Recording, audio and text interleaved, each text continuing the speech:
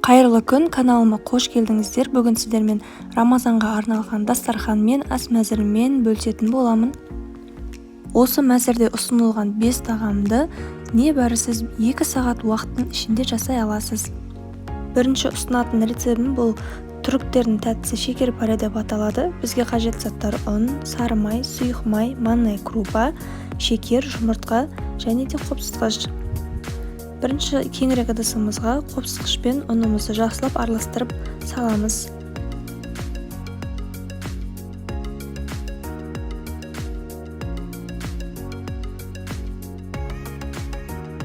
Олардың үстінен мұздатқыштан шыққан сары майымызды салып, пышақпен тураймыз, не болмаса үкіштің көмегімен езіп алсаңыздар болады. Менің каналымда тағы да Рамазанға арналған керемет дастархан бар. Төмендегі описанияға сілтемесін қалдыратын боламын. Бізде осындай майдаланған, орысша айтқанда крошки пайда болуы қажет. Келесі ингредиент ол бізде манная крупа, шекер. Барлығын жақсылап араластырып аламыз.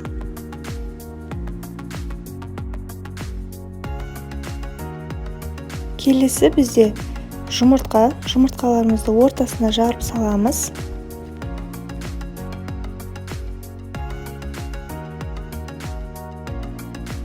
Жұмыртқалардың үстінен сұйық майды құйып, қамыр илейміз.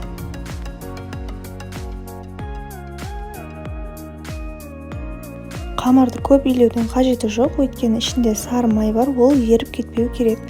Бізде осындай қамыр пайда болуы қажет.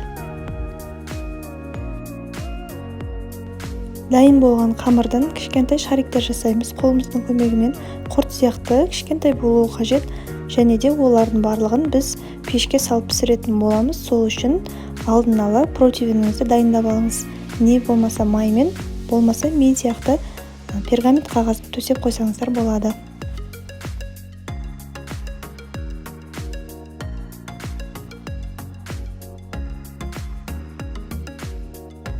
Барлық шекер парелерді домалақтап болған соң, оларды қызып тұрған пеште 180 градуста 35-40 минут шамасында пісіріп аламыз. Беті қызаруы керек.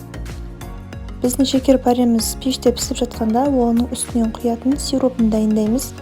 Бұл жерде су мен шекерді толығымен еріп кеткеннен кейін венчиктің көмегімен араластырамыз.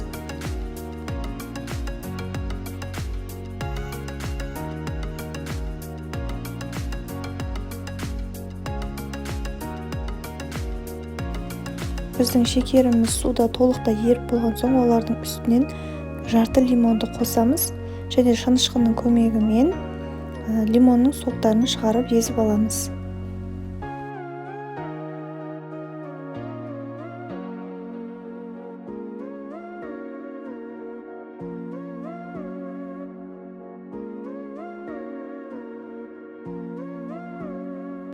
Пештен шыққан шекер парелеріміздің үстінен сироптарымызды ыстықтай құямыз.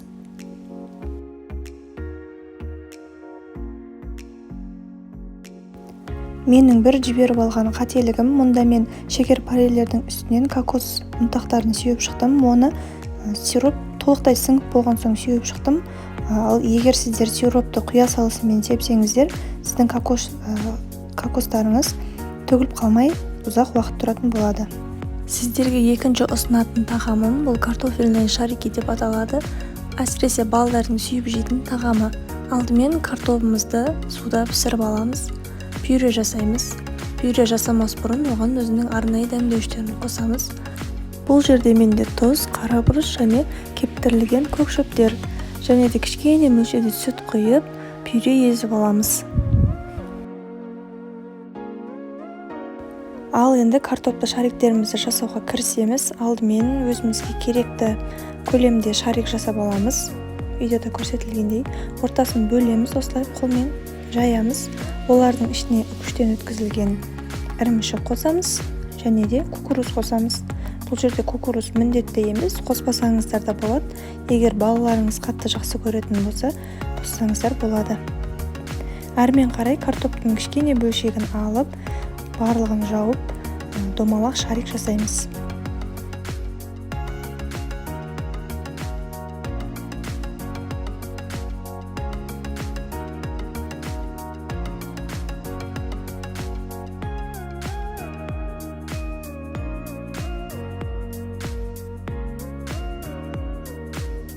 Біздің картопты шаригіміз дайын. Енді оны алдымен ұнға аунатып аламыз. Ұнға аунатып болған соң жұмыртқаға аунатамыз.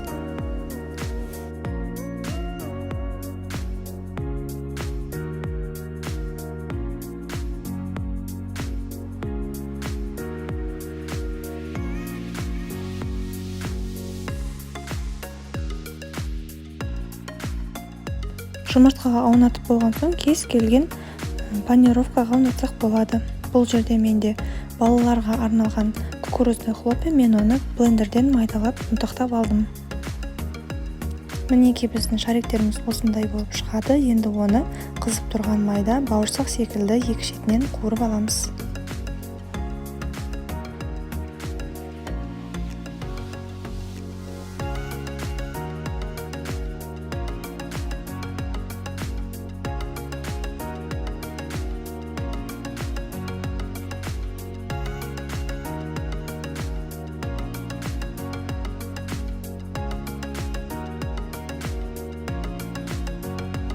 Біздің картопты шариктеріміз осылай қуырылуы керек, қызарып. Көп ұстап қоймаңыздар отта, өйткені оның ішінде ірімшік бар, ірімшігі еріп кетуі мүмкін. Үшінші ұсынар тағамым жареная рыба в кляре деп аталады, яғни өзінің арнайы клярында дайындалады. Алдымен балықтарды қуырмас бұрын арнайы дәмдеуіштермен балықтарымызға сіңдіріп шығамыз және де маринадтап жарты сағатқа қоямыз. Біздің балықтарымыз маринадталып жатқан кезде біз клярын дайындаймыз. Жұмыртқаға міндетті түрде сарыағаш суын қосып, екеуін жақсылап араластырамыз. Араластырып отырып клярымызға ұн қосамыз.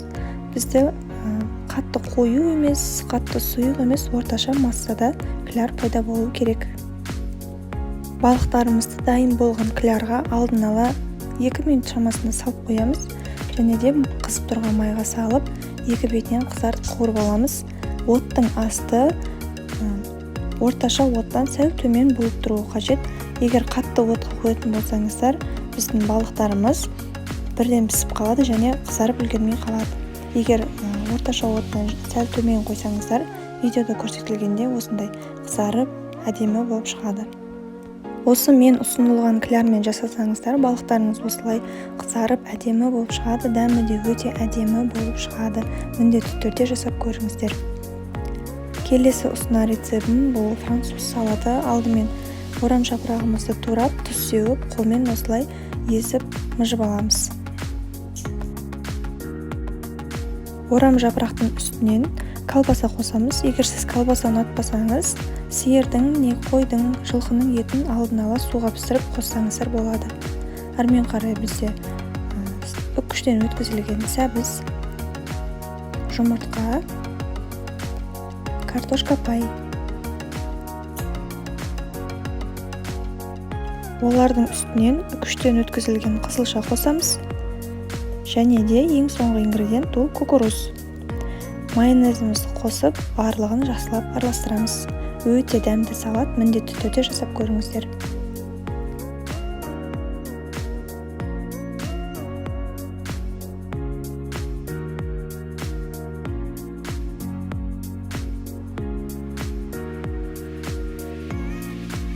Сусын ретінде сіздерге мароккалық шайды ұсынбақпын. Бұл жерде 1 қасық көк шай, 1 қасық қызыл шай қостым. Және олардың үстінен науат, 2 тілім лимон, гвоздика, арнайы дәмдеуіштер сататын дүкен сөрелерінен тапсаңыздар болады, және де корица. Дәмі өте ерекше, өте дәмді шай. Міндетті түрде жасап көріңіздер. Сіздерге ұсынған Рамазанға арналған дастарханымыз дайын. Небәрі 2 сағат уақыттың ішінде жасалады. Міндетті түрде жасап көріңіздер. Көп уақытты алмайды. Сіздермен бірге болған арайлым, назарларыңызға рахмет.